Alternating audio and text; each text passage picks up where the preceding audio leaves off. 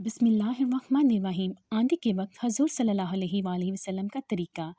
हज़रत आयशा सिद्दीक़ा रज़ी अल्लाह तआला अन्हा फरमाती हैं कि जब अबड़ आंधी वगैरह होती तो हुजूर अक़दस सल्लल्लाहु अलैहि वसल्लम के चेहरे अनवर पर इसका असर ज़ाहिर होता था और चेहरे का रंग फक हो जाता था और खौफ की वजह से कभी अंदर तशरीफ़ ले जाते, कभी बाहर तशरीफ़ लाते और ये दुआ पढ़ते।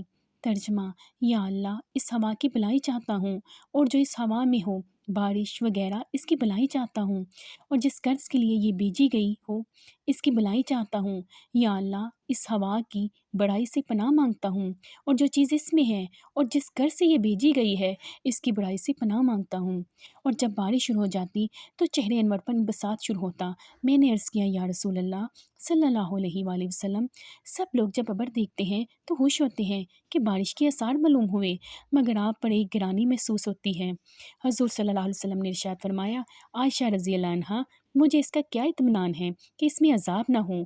कौम आद को हवा के साथ ही अज़ाब दिया गया और वह अबर को देखकर खुश हुए थे कि इस अबर में हमारे लिए पानी बरसाया जाएगा, हालांकि इसमें अज़ाब था।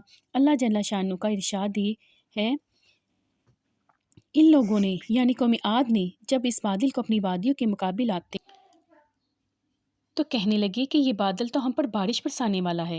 इरशाद खुदावंदी हुआ कि नहीं, बरसने वाला नहीं, बल्कि ये वही अजाब है जिसके तुम जल्दी में जाते थे और नबी अलैहिस्सलाम से कहते थे कि अगर तू सच्चा है तो हम पर अजाब ला। एक आंधी है जिसमें वह दर्दनाक अजाब है जो हर चीज़ को अपने रब के हुक्म से हलाक कर देगी। चनाचे वो लोग इस आंधी की वजह से ऐसे तबाह हो गए कि बजन इनके मकानात की कुछ दिखाई ना देता था और हम मुजरमों को इस तरह सज़ा दिया करते हैं।